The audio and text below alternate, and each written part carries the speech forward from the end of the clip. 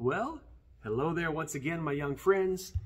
Mr. Johnson coming to you here from Johnsonland, Westlake High School, classroom 408. Ready to finish off Act 2.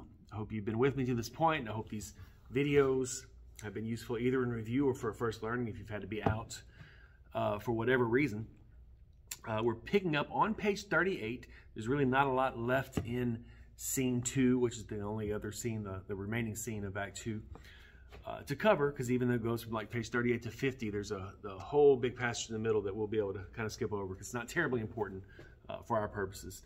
As we finish this scene, then you will be ready just to maybe review Acts 1 and 2 together soon, and then we'll be ready for our first test, the test on Acts 1 and 2 together.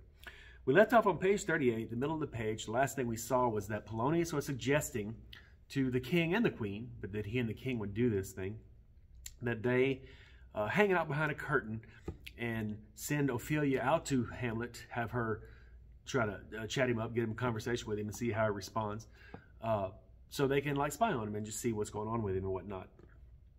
As that is happening, we see at the bottom of page 38 that Hamlet in fact does walk toward them, and he is reading. Actually, what he's doing is pretending to read, but it looks like he's been reading. And as was mentioned here very recently, he's been walking 4 hours at a time. 4 hours is a long time to be walking around pretending to be reading or just not speaking to anyone. But he's been trying to convince people that he is in a state of madness. So as he walks up to them, the king and the queen rush off, and Polonius addresses him, bottom of page 38, and asks, "Do you know me, my lord?" And the second to last line on the page may be worth marking. Hamlet says, "Excellent, well, you are a fishmonger." He sees Polonius and says, "Yeah, I know who you are. You're the guy that sells fish down at the market. You're a fishmonger." And top page 39, Polonius is like, "No, that's not me. It's not I, my lord." So he begins to chat him up because he wants to see, what state of mind he's in. You have a quote that's pre-marked on page 39, which is a very important quote. Hamlet asks Polonius if he has a daughter, and he's like, "Yes, I do." And Hamlet says, "Let her not walk in the sun. Conception is a blessing, as your daughter may conceive, friend. Look to it." Basically what Hamlet says here, and it's kind of a play on words, it's very clever, but he tells Polonius, keep your daughter out of the sun, because if your daughter's in the sun, she will be fertilized and she will conceive. It's a play on words there, because Hamlet himself is the son of the king, and it seems to be saying something very inappropriate to this man. Keep your daughter away from the sun, or I'm going to impregnate her. So this quote, worthy of kind of discussion, maybe where you have a little room on that page, up the top of the page, maybe just mention that he's literally telling Polonius in a very clever way that he intends to have intimacy with her, watch a little television with her, if you will, and impregnate her, by using this play on words about keeping her out of the sun. Polonius doesn't react with offense, because he believes Hamlet is in madness, so he's not offended by the words that he's saying. And he goes on that little passage there. He's like, "Oh, he didn't know who I was. He's talking about my daughter. He thought I was a fishmonger." Then he goes back and addresses Hamlet and says, "What are you reading?" Hamlet says, "Words, words, words," which is anything that's always when you're reading words. Down the page, Hamlet's saying some things. He's saying what seems to be kind of crazy things. You have a quote there where Polonius says, "Though this be madness, yet there's method in it. For your purpose to just know the speaker." It's a very famous quote. There's method in the madness. Yes, he's in madness, but he seems to kind of be making some sense, says Polonius. "Though this be madness, yet there's method in it." As the conversation draws to an end, at the top of page 40, maybe mark the first 5 lines there as he leaves the room. Polonius had just said, "I'll take my leave of you. I'm about to leave the room. It's polite to announce to royalty that you're leaving the room. Hamlet is the prince." And Hamlet says, "You cannot, sir, take anything that I will more willingly part with all, except my life, except my life, except my life." "Fare you well then," says Polonius. And then as soon as Polonius leaves, Hamlet says what he really thinks. These tedious old fools. He thinks Polonius is a tedious old fool. But again, it's a second reference here in the story that we've come across, Hamlet basically saying he wants to die. "You can definitely take your leave of me. I'd love it if you'd leave, but I'd also love it if you would take my life." And he had said in his first soliloquy that he's You know, he wished God didn't have a law against self-slaughter. He's ready to get out of here. Of course, now he has a higher purpose. He's got to get revenge for his father if the ghost was telling him the truth. Then we get entering into the play. We saw them in the beginning of the act when they were visiting with the king and queen, agreeing to spy on Hamlet. Here they approach Hamlet, and Hamlet acts very happy to see them. He hasn't seen them in so long. On page 40, they just begin to talk and kind of reunite. Basically, they haven't seen each other in a long time. And they begin to, Rosencrantz and Guildenstern begin to do what they're paid to do. They begin to ask Hamlet questions to try to figure out why he's acting a certain way. Hamlet mentions that Denmark's a prison at the bottom of page 40, and that indicating that he feels like he's kind of trapped here. They're like, no, Denmark's not a prison. Well, no, to me it is, and you have a quote there, bottom of page 40. Why it is unto you for nothing either good or bad, but thinking makes it so. To me is a prison. Perception is reality. I feel like Denmark is a prison, so to me it is a prison. For that particular quote, just note the speaker, Hamlet says. But do mark maybe the very next line after that quote. Why then your ambition makes it one. Ambition. Rosencrantz and Guildenstern, and adding to our characters that maybe have opinions about why Hamlet is in madness. It seems that they believe that Hamlet is in a state because he didn't get to become king. Disappointed ambition. Again, while we have Polonius thinking that it's love, we have the queen thinking that it is, grieving over his father, and they're getting married so quick. Rose and Gildy bring up the idea of you not getting to become king. And when Hamlet sees that, it's very easy to kind of play upon that and just tell them kind of what they want to hear. Over on the next page, just kind of while chatting them up, he brings up the idea, and you see toward the top of the page, in the beaten way of friendship, what make you at Elsinore? To visit you no other occasion. Basically, why did you come all this way, come to the castle? Elsinore is the name of the castle. And they're like, no, we're just here to visit you. And Hamlet continues in his speech, just a little bit before, a couple lines before your quote that you have marked. Were you not sent for? Is it on your reclining? Is it a free visitation? Basically, what he does is to catch them off guard. You know, Hamlet is the prince. People kind of talk to him. He's very well liked. It seems that maybe someone has mentioned to him that these two gentlemen have already been into the castle to see the queen. Maybe he's heard word. We don't know exactly how. He kind of seems to know that they're sent for. But he seems to know that they're sent for. So he brings it up so you can see the reaction. If you're trying to catch someone on a lie, instead of just asking if they're lying, if you can maybe bring it up in a casual way, you can tell from their expression. And what your quote here that is maybe worth being able to discuss on your next test, you see it marked there on page 41. The quote here kind of talks about that. They're like, what do you want us to say? And he's like, why, anything but to the purpose you were sent for. There's a kind of confession in your looks, which your modesties have not craft enough to color.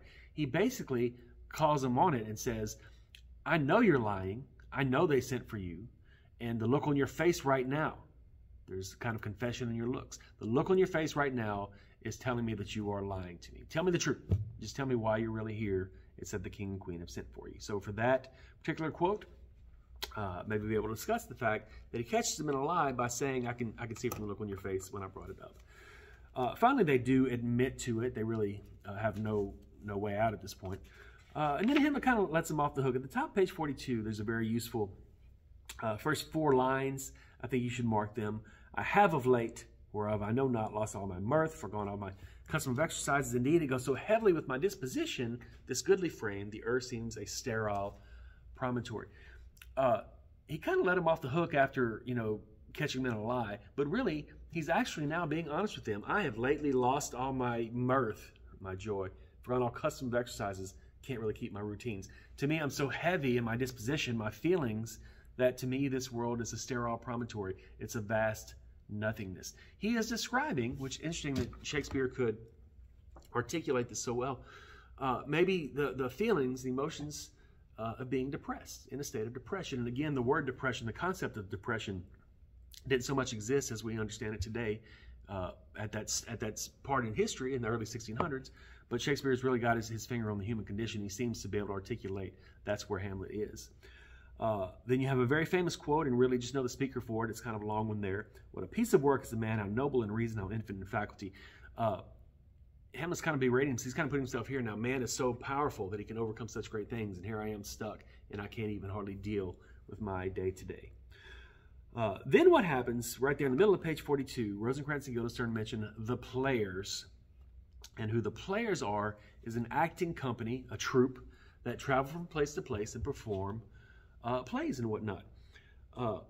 These are people that Hamlet knows. He's known them for years. They've come through here to the castle many times and performed for the king, performed for Hamlet's family.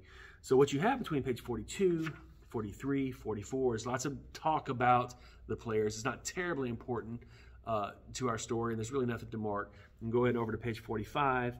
The players actually enter. They come onto the stage. They come up to Hamlet. He begins to talk to them. I haven't seen you in so long. And he's genuinely happy. And you can hear, if you hear the radio play of this that we're using there in class, you can literally hear joy in his voice to see these people. Here he is kind of in the state of depression. He's beating himself up. He's very upset. And then that's part of what depression is. From moment to moment, you can kind of feel different depending on what's going on. And for a moment, he can forget all of his sorrows and the dark cloud hanging over him. And he chats up these people that he has not seen in so long. On page 46, in that first big speech, right toward the end of that paragraph, it mentions, maybe mark this, one speech in it I chiefly love was Aeneas' tale to Dido, thereabout, but especially where he speaks of Priam's slaughter. Maybe outside of this, just note that he's talking about the Trojan War. This is a very famous war from mythology and whatnot, about two sides fighting. One side gives the other a Trojan horse as a peace treaty, and inside the horse is the army, and they come out and slaughter everyone to win the war. This is something that Shakespeare's audience would have been familiar with, and it's something we're actually familiar with. And really, over the next couple of pages, here's Hamlet chatting up these actors, and he has one of them give a speech about, from that story. And we don't need all these words. It's just not really necessary for our part of the story. So page 46, page 47, bottom of page 48 is really the next place you look. I highly encourage you mark the last 2 lines on 48 and the first 4 lines on page 49. As the actors are done with this little visit and they're about to go in and get ready, they're going to do a play for the king and the queen tomorrow night and for the court. Hamlet stops the lead actor and says, "Dost thou hear me, old friend? Can you play the murder of Gonzago?" He says, "Aye, my lord. We'll have it tomorrow night. You could, for a need, study a speech, some 16 lines, which I'd set down and insert, could you not?" "Aye, my lord." Basically, Hamlet says, look, this is the exact play I want. It's called The Murder of Gonzago. If I give you some more lines to add to it, could you memorize and put them in? And for these professional actors that have many, many plays committed to memory, really for the next day, they would be rehearsing it and then putting it on in the evening. For this actor, yeah, that's no problem. I can do this. We can do this play, and I can do those extra lines. So they go in, and at the very end of Act 2, Scene 2, we have another soliloquy from Hamlet. It's the second one of any importance, and it really tells us some things. The first line you have marked there, the first quote you have marked there is, "Oh, what a rogue and peasant slave of mine." Just know the speaker of this line for testing purposes. "Oh, what a rogue and peasant slave. I'm the lowest of the low." Hamlet in this soliloquy basically berates himself. He just puts himself down hard. He's very frustrated that weeks have gone by since the ghost informed him of his father's murder, and he's taken no action.